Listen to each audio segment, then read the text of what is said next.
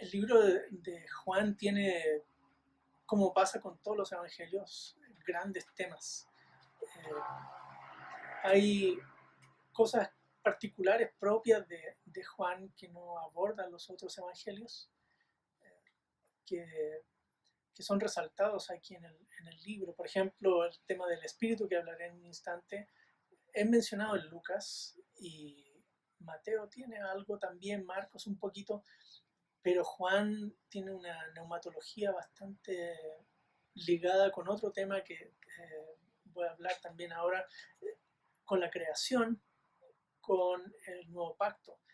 Así que desarrolla teológicamente varias aristas del tema del espíritu que los otros evangelistas no mencionan.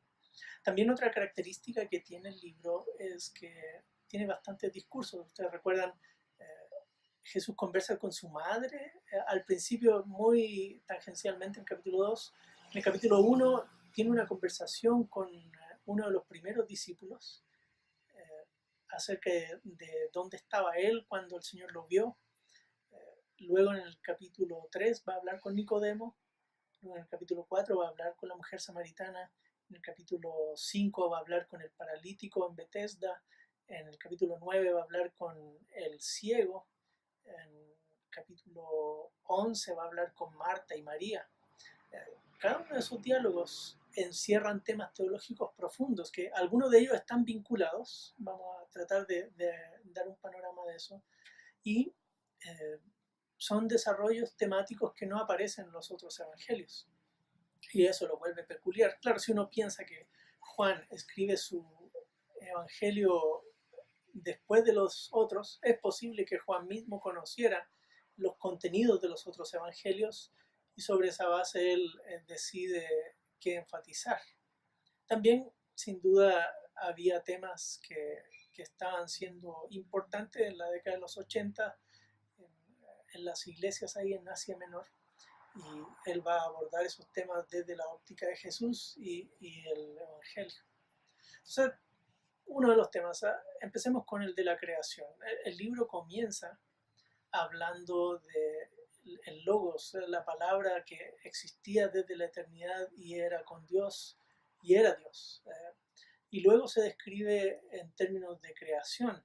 Eh, la palabra es palabra creadora, palabra que viene y se hace partícipe con los seres humanos. Jesús es descrito en términos de creación y hay varias imágenes a lo largo del libro que van haciendo ecos de esa idea de Jesús como el creador. Algunos de los milagros, autores como Richard Hayes, por ejemplo, los van a vincular con estas dinámicas de Jesús. El trabajo de Carlos Sosa sobre imágenes de la creación es un estupendo ejemplo de cómo el tema de la creación está por todos lados en el libro. Y esas imágenes, quizá una de las que más me llama la atención a mí es al final del libro. Ustedes recordarán eh, en el diálogo de Jesús con los discípulos después de resucitado, que él les dice que, bueno, en el aposento alto les habla que el Espíritu vendría, y luego entonces al final del libro él dice que sopla sobre ellos y les dice recibid el Espíritu. El acto de soplar habla ecos fuertes de la creación. Dios en Génesis sopla y da vida a los seres humanos.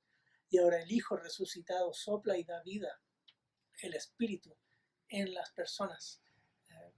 A diferencia de los sinópticos que ubican el Espíritu como promesa, sobre todo Lucas, que lo presenta como una promesa que en Hechos 2 aparece cumplida, en Juan no, en Juan es Jesús mismo el creador que sopla su espíritu. Esa dinámica espíritu-hijo también es importante porque al principio del libro es el espíritu que guía al hijo y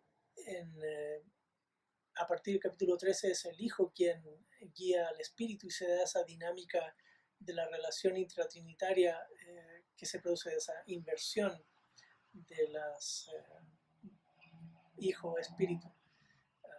Otro tema que también se menciona en el libro, que es un tema importante vinculado a las imágenes de Jesús como pastor, es el tema del pueblo de Dios.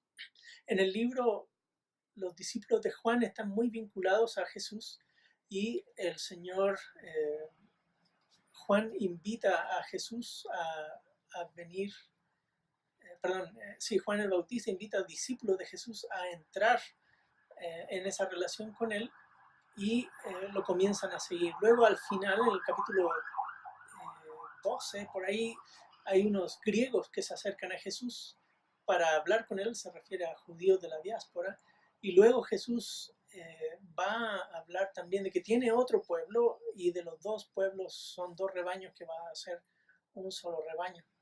El tema del nuevo pacto sin duda es quizá uno de los más importantes del libro. Surge tangencialmente en el capítulo 1 y 2, pero aparece en la conversación con Nicodemo, de que es necesario nacer del agua y del espíritu.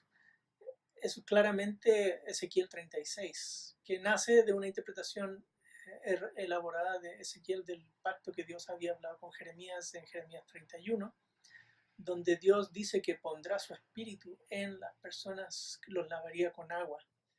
Así que el espíritu está vinculado al agua y el espíritu. Curiosamente, literariamente, en la crucifixión Jesús es clavado con una lanza y de su costado salen agua y sangre. Y luego la carta, Juan va a decir que tres dan testimonio, el agua, el espíritu y la sangre. Así que uno podría pensar teológicamente lo que Juan está haciendo es, el nuevo pacto es desarrollado, inaugurado por la sangre, por la muerte de Jesús en la cruz. Y así entonces espíritu es vinculado con nuevo pacto. Por eso el espíritu guía a las personas en el capítulo 13, 14, 15, convence al mundo de pecado. Esa es la función pactal escatológica del espíritu en el nuevo pacto. Y Juan entonces se apropia de esos conceptos y los desarrolla en estos discursos que Jesús da con las distintas personas, enfatizando sobre todo en la labor del Espíritu con los discípulos, capítulos 13, 14, 15, acerca de la obra del Espíritu vinculada a esto, al nuevo pacto. Así que para poder entender el discurso de Jesús en torno al Espíritu hay que volver a Jeremías 31 y Ezequiel 36 para entender todas las implicaciones que tiene la obra del Espíritu con los creyentes.